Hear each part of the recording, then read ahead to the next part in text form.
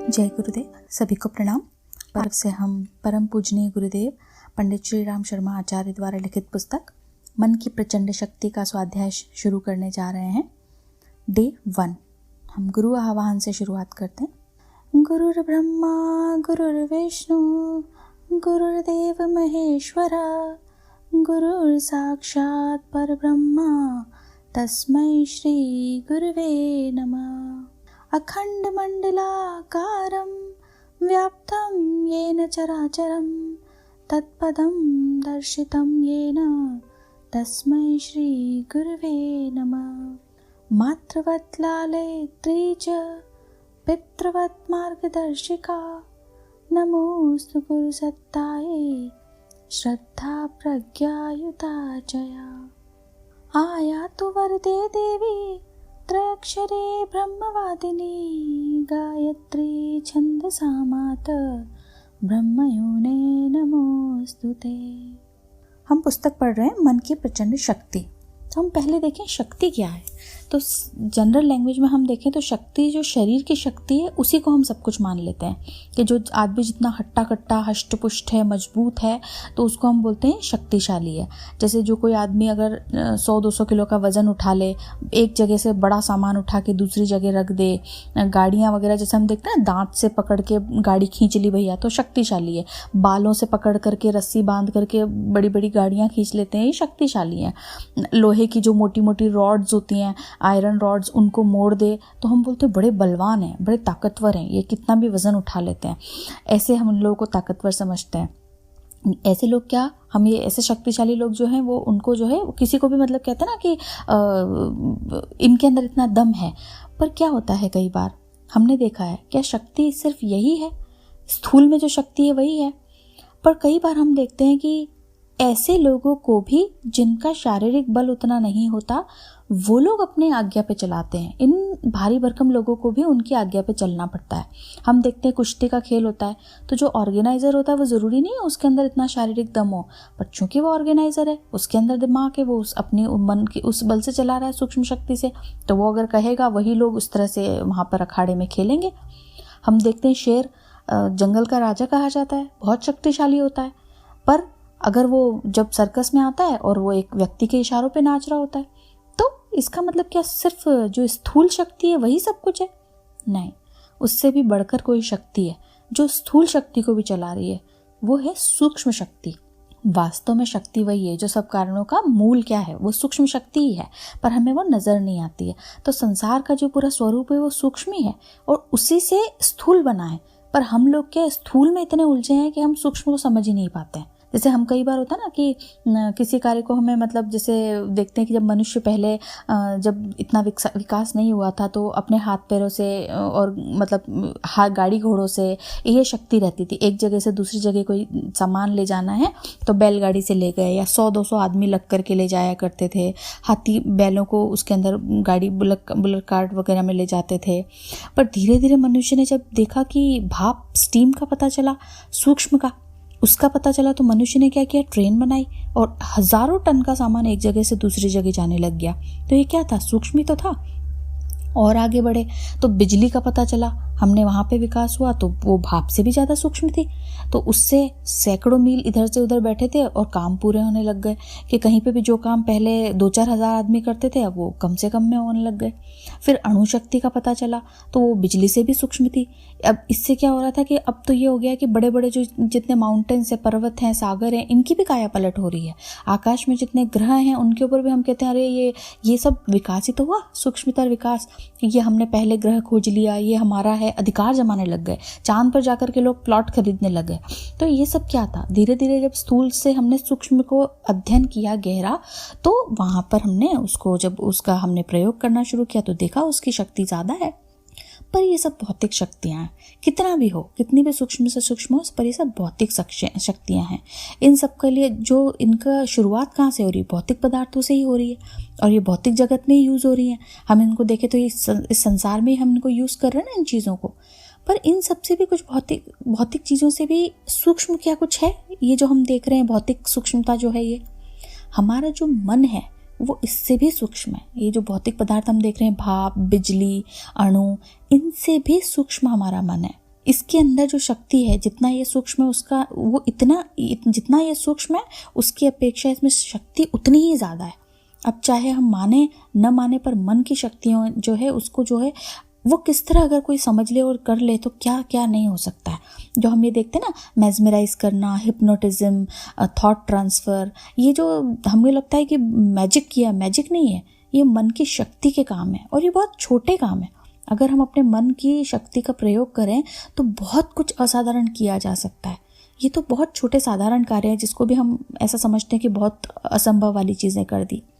इसके लिए एक बार स्वामी विवेकानंद जी एक बार एक भाषण दे रहे थे और बता रहे थे कि उन्होंने किसी व्यक्ति के बारे में सुना कि वो व्यक्ति जो है वो कोई भी क्वेश्चन सुने पहले भी आपको उसका आंसर बता देता है।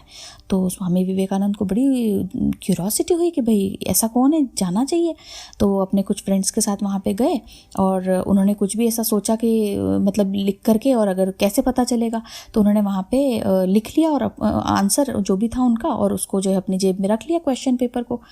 अब थोड़ी देर बाद उस व्यक्ति जो था उन्होंने बोला कि ठीक है, आप जो है मतलब साइन करा ले लो, ऐसा नहीं हो कि बाद में लगे कि मैंने नहीं किया।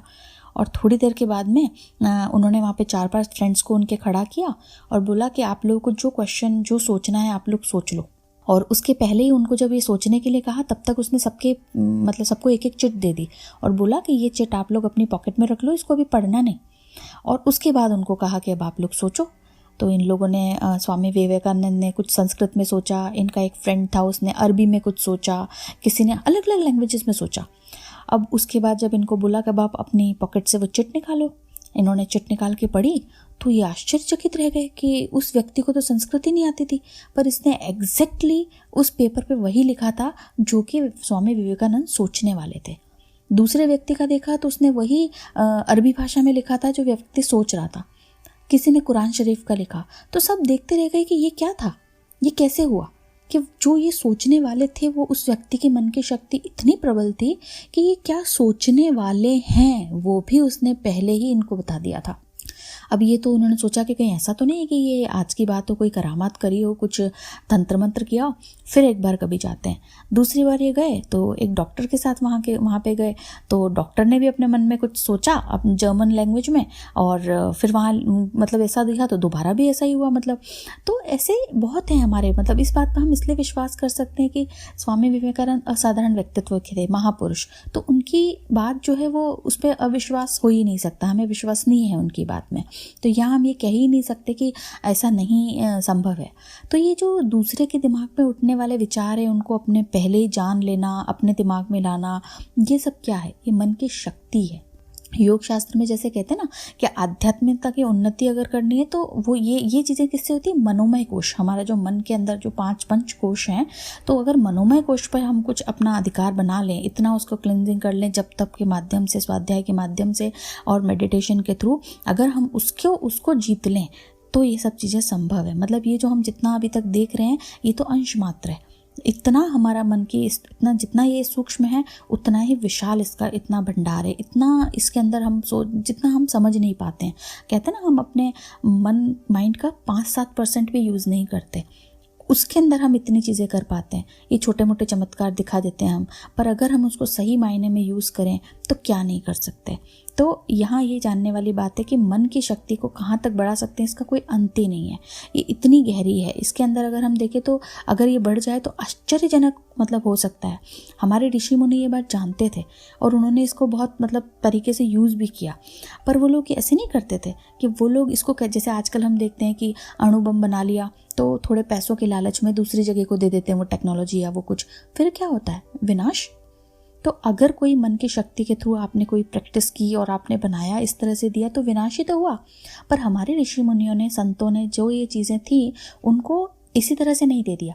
उन्होंने वो चीज़ें आविष्कार करी, उसके बाद में उन्होंने सारे वो सिद्धांत निकाले, पर वो सब चीज़ें उन्हीं को दी जो जिनमें उन्होंने पात्रता देखी। जब उन्होंने देखा कि हाँ इनके अंदर वो चीज़ें हैं, उन्हीं को उन्होंने वो चीज़ ट्रांसफ़र करी।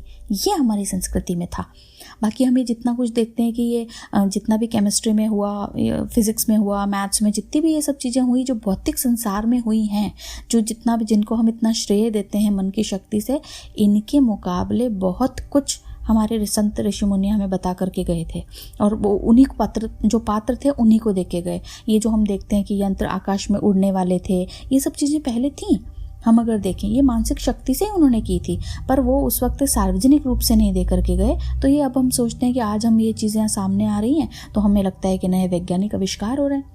ऐसा नहीं है, बल्कि अब जो जिस तरह से सामने आ रही हैं उसका जो थोड़े से रुपयों के लिए, स्वार्थ के लिए जिसका दुरुपयोग हो रहा है वो बहुत गलत हो रहा है। ऐसा नहीं होना चाहिए, इस तरह की चीज़ें हमें नहीं करनी चाहिए। तो बात हम यहाँ पर इसीलिए यही कर रहे हैं कि इसमें कोई संदेह नहीं है कि मन की जो शक्ति है वो अपार है, और अगर हम इस मन की शक्ति को बढ़ा लें तो अपनी और अपनों के साथ कितनों की उन्नति कर सकते हैं, कितना इस संसार का हम कल्याण कर सकते हैं। तो हमें इस मानसिक शक्ति को समझने की, मन की उस शक्ति को समझने की ज़रूरत है। हम कई बार भी देखें कितनी भी विपरीत परिस्थिति होती है, कभी हम इमेजिन करें कि कोई कहते हैं ना रनिंग नहीं कर सकता है, पर अगर उसके पीछे कुत्ता भाग जाए, अभी कुत्ता पड़ जाए तो कैसे दौड़ेगा वो ऐसा दौड़ेगा कि मतलब कहते हैं ना पीटी उषा को पीछे छोड़ देगा। वो शक्ति कहाँ से आई? वो शरीर में तो नहीं थी, वो मन की शक्ति से दौड़ा। ऐसे ही कई बार अगर हमें चोट लग जाती, कभी हम छोटी छोटी चोट से घबरा जाते हैं, और कभी कभी जब ऐसा होता है घर में कोई ना हो, या अगर ऐसे में अचानक हमें गहरी भी चोट लगी तो हमें पता है इस वक्त कोई नहीं है, हम उस शक्ति से उस दर्द को सहन करके और हॉस्पिटल जाना है या घर में फर्स्ट एड ढूंढना है, किसी को बुलाना है, सब कर पाते हैं। ये सब कैसे होता है? स्थूल में जो कुछ चीज़ें हमें दिख रही हैं, हम जो कहते हैं हमने सहन किया, सहन नहीं, ये मन की शक्ति से, मानसिक बल से ये चीज़ें होती हैं। कई बार हम देखते हैं कि बड़े बड़े देश चलाते हैं, अरे छोटा सा ये मंत्री संतरी हैं, ये लोग चला रहे हैं, वो मंत्री संतरी दिखने में शारीरिक रूप से छोटा है, पर उसका जो मानसिक बल है, जो उसने जब तक के माध्यम से अपना बढ़ाया है, उस शक्ति से वो चल रहा है। तो जितनी शक्ति सूक्ष्म होती है उसकी पावर उतनी ज़्यादा होती है। तो ये जितनी भौतिक संसार में हम चीज़ें देख रहे हैं, जो हमें दिखती है स्थूल से सूक्ष्म, मतलब में सूक्ष्म की वजह से जो हम स्थूल में नज़र आती है, मन उनसे भी ज़्यादा हमारा सूक्ष्म है, और वो इतना सूक्ष्म है इसलिए उसकी शक्ति भी अपार है। हमें उसके बढ़ाने पे और उसके सदुपयोग पे ध्यान देना चाहिए। तो आज हम यहीं तक लेंगे। गुरुदेव हमें यहाँ पे जो शक्ति की, मन की शक्ति की बात बता रहे हैं, फिर आगे हम देखेंगे कि कैसे उसे विकास करना है, कैसे यूज़ लेना है, क्या हम कर सकते हैं क्या नहीं। पर अभी हमें यहाँ जानने की ज़रूरत है कि सारी शक्तियाँ हमारे में ही निहित है। जितने सूक्ष्म से सूक्ष्म हम अपने अंदर झांकते चले जाएंगे, इस स्थूल शरीर को छोड़कर अंदर की तरफ चलने लगेंगे, हमें अपने में ही निहित शक्तियाँ पता चलने लगेंगी कि हम क्या हैं। हमें कहीं और जाने की ज़रूरत नहीं, हमें अपने ही शक्तियों को सदुपयोग करने की ज़रूरत है, उन्हीं को उजागर करने की ज़रूरत है, उन्हीं को सामने लाने की ज़रूरत है। उन्हीं को अगर हम करने लगें तो सब कुछ संभव हम कर सकते हैं। तो आज हम यहीं तक लेंगे। जय गुरु।